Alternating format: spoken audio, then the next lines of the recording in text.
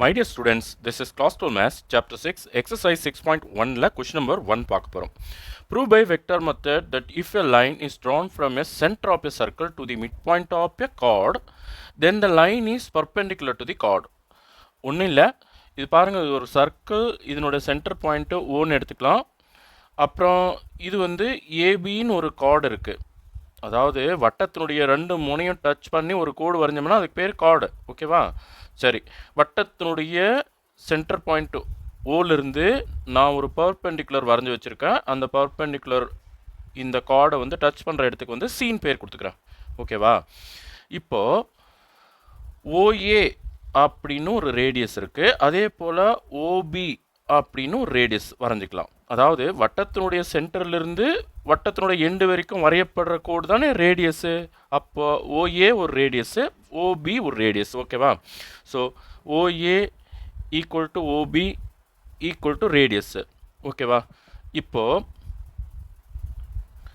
இதை வந்து vector method use பண்ணி ஓசி பர்பெண்டிகுலர் டு ஏபி அப்படின்னு ப்ரூவ் பண்ணோம். To prove OC perpendicular to AB. So vector மெத்தடில் ஒரே ஒரு வழி தான் இருக்குது. அதாவது என்னன்னு பார்த்தீங்கன்னா OC vector dot AB vector equal to ஜீரோன்னு வந்ததுன்னா, அதாவது டாட் மல்டிப்ளிகேஷன் பண்ணி நமக்கு ஜீரோ வந்துச்சுன்னா then OC perpendicular to AB.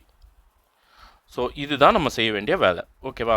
இப்போ இது வந்து மிட் பாயிண்ட். ஏன்னா ஒரு பர்பெண்டிகுலர் வட்டத்தினுடைய சென்டர்லேருந்து நம்ம வரையும் போது அது வந்து இந்த கார்டை வந்து பாதி பாதியாக பிரிக்கும். ஓகேவா? So C is the mid point of AB. இப்போ ப்ரூவுக்கு போயிடலாம். C is the mid point of AB. ஓகேவா? So OC vector is given by OA vector plus OB vector by 2. இது எது வேஸ்ட் பண்ணினா மிட் பாயிண்ட் ஃபார்முலா யூஸ் பண்ணி, அதாவது 11th படிச்சோம்ல மிட் பாயிண்ட் ஃபார்முலா வெக்டாரில்.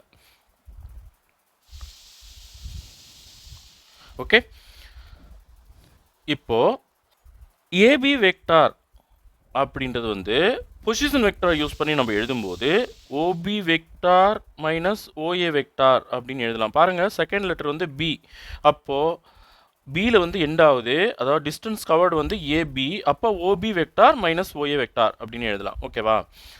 ஸோ இப்போது நான் என்ன பண்ண போகிறேன்னா OC vector dot AB vector பண்ண போகிறேன். இப்போ நல்லா கவனிங்க. OA vector plus OB vector into 1/2ன்னு போட்டுக்கலாமா இதை? அதாவது பை 2வை 1/2 into OA vector plus OB வெக்டார்னு எழுதலாம். டாட் ஏபி வெக்டாருக்கு பதிலாக OB vector minus OA vector. புரியுதாப்பா? இப்போ நல்லா கவனிங்க. இது வந்து ஏ ப்ளஸ் பி, இது வந்து ஏ மைனஸ் பி. அதாவது 1/2 அப்படியே இருக்கட்டுங்க. இப்போ இதை ஓபி வெக்டாரை நான் முதல்ல எழுதிக்கிறேன். ஏன்னா உங்களுக்கு A plus B A minus B கரெக்டாக வரணுன்றதுக்காக இதை நான் கொஞ்சம் மாற்றி எழுதிக்கிறேன். Dot OB vector minus OA vector. புரியுதாப்பா?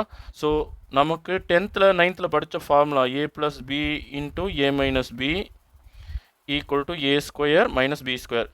ஸோ இந்த அல்ஜிப்ரிக் ஐடென்டிட்டியை நான் இங்கே யூஸ் பண்ண போகிறேன். புரியுதா? ஸோ வெக்டாரில் நம்ம அந்த அல்ஜிப்ரிக் ஐடென்டிட்டி நம்ம யூஸ் பண்ணிக்கலாம். ஸோ இது என்ன வரும்னா ஓபி ஸ்கொயர், ஏக்கு பதிலாக என்ன இருக்குது? ஓபி இருக்குது. அப்போ ஓபி ஸ்கொயர் பண்ணும்போது மாடு போட்டுக்கலாம். மைனஸ் ஓஏ ஸ்கொயர், இதுக்கும் மாடு போட்டுக்கலாம். OA வெக்டாருக்கு square. ஸோ மாடு போடும்போது என்ன ஆகும்னா இதனுடைய மாடுலஸ் வேல்யூ நமக்கு வந்துடும். புரியுதா? ஸோ ஸ்ட்ரெயிட்டாக நம்ம ஓபி ஸ்கொயர்னே எழுதிக்கலாம், இங்கே ஓஏ ஸ்கொயர்னே எழுதிக்கலாம். புரியுதா? மாடு போடும்போது என்ன ஆகிடும்னா அந்த வெக்டார் போயிடும். அதாவது மாடுலஸ் வேல்யூ மட்டும் நம்ம எழுத போகிறோம் இல்லையா? ஸோ அதனால் நம்ம வெக்டார் ரிமூவ் பண்ணிக்கலாம். இப்போ பார்த்தீங்கன்னா இது ரெண்டும் ரேடியஸ் தானே, இதுவும் ரேடியஸ் தான், இதுவும் ரேடியஸ் தான். இங்கே வாங்க, டயக்ராமுக்கு வாங்க. ஓபின்றது என்ன? ரேடியஸ். ஓஏன்றது என்ன? அதுவும் ரேடியஸ் தான். ஸோ ஓபி மைனஸ் ஓஏன்றது ஆர் மைனஸ் ஆர், கரெக்டா? R square minus R square. அப்போ ஜீரோ தானே வரும் ப்ராக்கெட்குள்ளே. So 1/2 into 0 equal to 0. So that implies OC perpendicular to AB.